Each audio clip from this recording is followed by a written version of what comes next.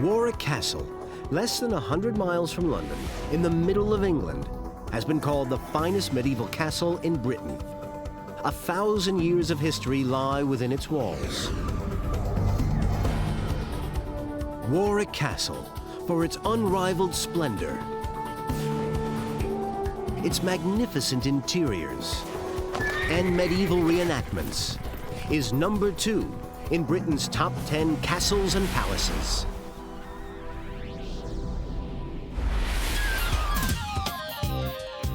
The Earls of Warwick, a long line that stretches back to the Middle Ages, owned and lived in the castle until 25 years ago.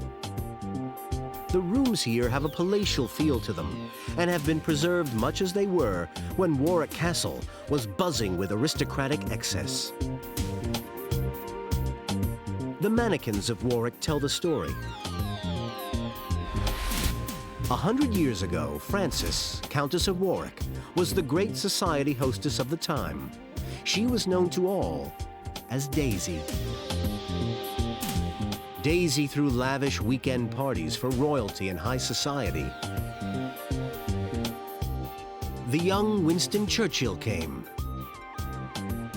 And so did Edward, Prince of Wales, the future King Edward VII. And at these lavish parties, he fell for Daisy's charms. They began an affair and invented a secret code. If Daisy wanted the Prince of Wales to visit her bedroom at night, she lit a candle outside her door. And if she changed her mind, she blew it out. Every summer, Warwick Castle reenacts the secrets of its history. Thousands of people come to watch the jousts. 600 years ago, Europe's most famous jousting champion was the Earl of Warwick. Richard de Beauchamp was the finest horseman of his day. He jousted at the French court. But he fought anonymously because so many were afraid of him.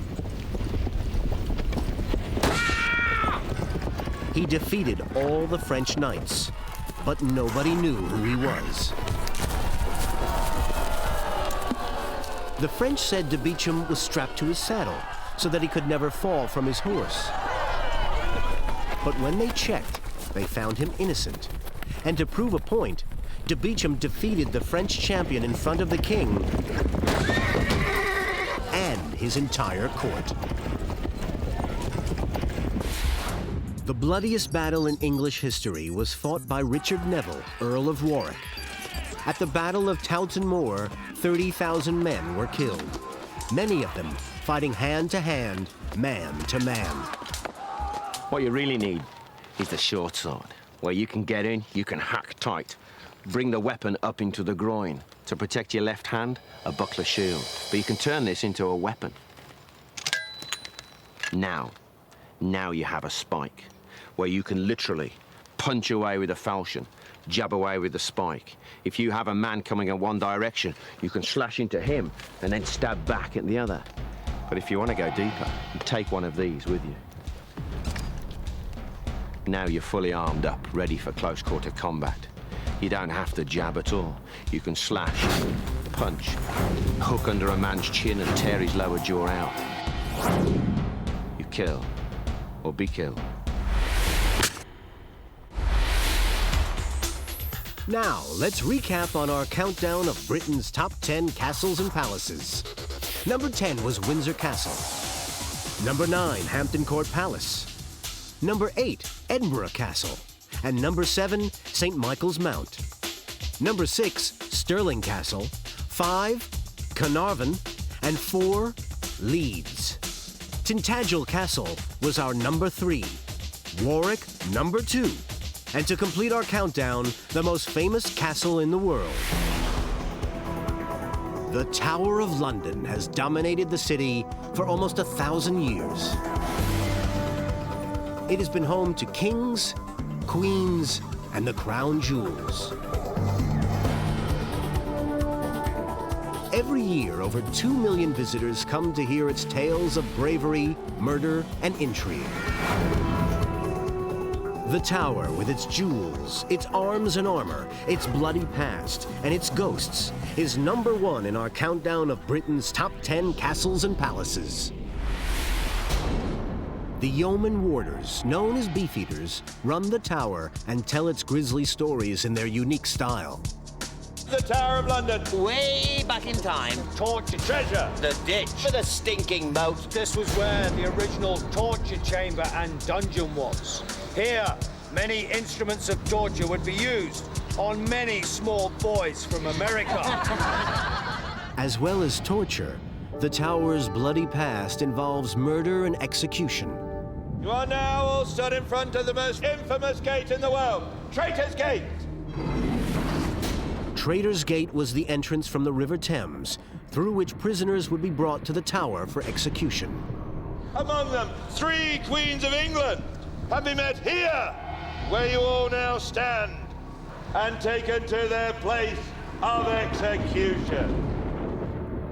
Execution at the Tower was an honor reserved for the high-born only. Two of the most famous, of course, were 2 of Henry VIII's wives. Anne Boleyn, a special person was brought from Calais, a swordsman to actually chop off her head nice and neatly. Some of the executions were terribly bungled. The famous one in the 1680s was the Duke of Monmouth, who rebelled against James II. And it took several strokes before his head was off. And at one point, he actually got up and protested to the headsman and said, you know, can't you do any better than this? The Tower also guards many of the priceless national treasures of Britain. This is where arms and armor were made for the medieval monarchs of Britain. The line of kings represents the kings of England, clad in their magnificent personal armor next to their life-sized horses. The Tower of London is also home to the crown jewels. These irreplaceable symbols of monarchy have been on public display here for 350 years. The crowns, scepters, and golden orbs have been used at the coronations of various monarchs throughout the ages. They're known as the coronation regalia and are still in use today. The crown jewels are set with some of the world's most spectacular and priceless gemstones. But for many people, the Tower of London means ghosts. Ghosts of murdered and executed princes, kings, and queens.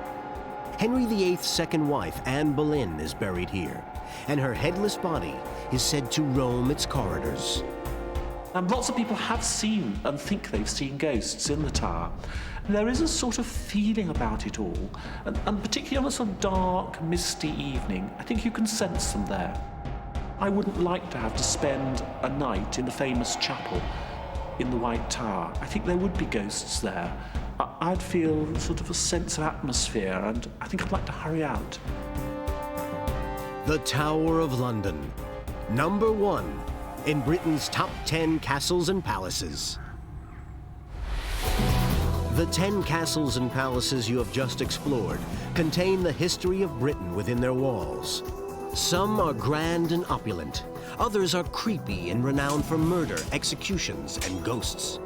Whichever you choose, you'll be sure to find the good, the bad, the beautiful, and the grotesque in Britain's top 10 castles and palaces.